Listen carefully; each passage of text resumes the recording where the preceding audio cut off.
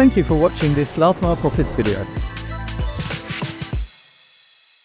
Gary and I just love Dropboxes. Keep watching to find out why.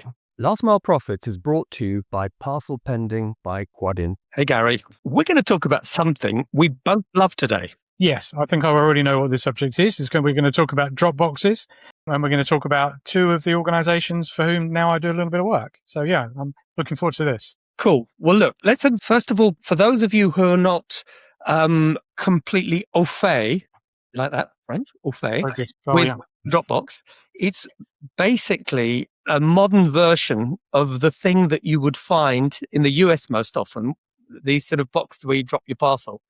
And they're a lot smarter today because, do you want to share the sort of features they have today? Well, I mean, the main feature is that you scan the parcel to get access to the Dropbox. So you've got 100% tracking compliance, in theory, on every item that goes into the Dropbox. And it's a cool idea for a number of reasons. We've seen lots of flavors of this over the last couple of years as we've been working together, Marek. Raw Mail have put this solar-powered scanner thing on top of post boxes, so you can scan a barcode going in. Quadient, I have to say, Quadient, our sponsor, were the first ones really to put large numbers of Dropboxes inside of lockers on the streets of the UK, 2,500 and counting. And now we've got this phenomenon of Modern Expo and Blockit have announced these standalone Dropboxes, so no pickup capability, but the same feature. Scan your parcel, put them into a common storage box for the courier to come along and pick up later. And the thing is, this works really well because, of course, you're not going to put an absolutely massive parcel in there, but most parcels or parcel letters are pretty small. And I can't remember when, but we were talking about this, Gary, that from your experience, that the volumes that you can put into one of these Dropboxes is infinitely more than you would with similar space allocated to cells. Well, before we get the mathematicians that watch these videos writing in and saying it's not infinitely more, but it is high multiples of the amount. So the figure I always try to quote is in the space where you would get 4 or 5, maybe maximum 6 normal locker compartment doors, you have one Dropbox. But within that Dropbox, we've seen up to over 40 parcels being put in the same space. And that does a number of things operationally that are of huge benefit. In effect, what you've done is you've massively increased the density of the throughput of that locker per linear meter. So when you're in the race for space, you get a much smaller machine with a much higher throughput. The race for space. Oh, wow. We should start selling sort of last mile slogans here, but that one's from the 1960s. So I don't think we're going to get big money for it, but it's okay. Well, it still applies today, Gary. Yeah. But yeah, you're right. So not only do you save a lot of the space, but I think they're also a lot cheaper. Because rather than producing, the cells, the doors, the mechanism behind it, you've got a pretty simple Dropbox. And I think also probably if you did the maths on it, or somebody who produces lockers could confirm that, this is going to be cheaper than having the appropriate number of cells you would need to do the same job. Yeah, exactly. But I think you already touched on one compromise. But there are two big compromises here. One is you have got a finite size of parcel you can put in. So typically you have a little pull down flap, which might be 15 centimeters, 20 centimeters high. So you're limited to probably a shoebox size.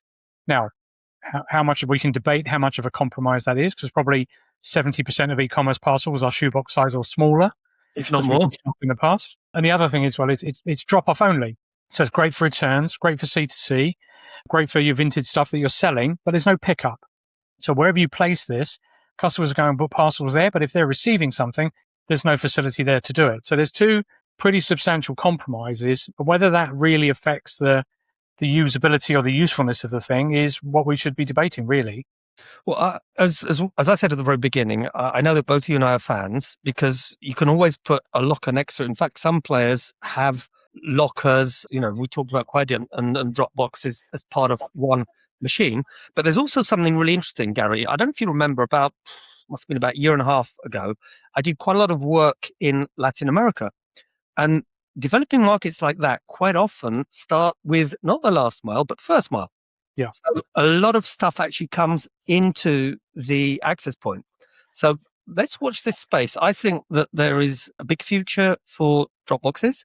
I think that they can complement existing lockers. They can also make Plutos more automated. One of Well, the- I mean, what the evidence that we're seeing, and I can speak on behalf of Blockit and Evri at this point, is that some of the big retail chains that have traditionally been a PUDO point don't want to do it anymore. They've got too many parcels. It's taken up too much space. There's a labour shortage with the minimum wage in charging some countries, paid in some markets. The increase in national insurance in the UK is hitting shopkeepers particularly hard. It's just not becoming cost effective anymore.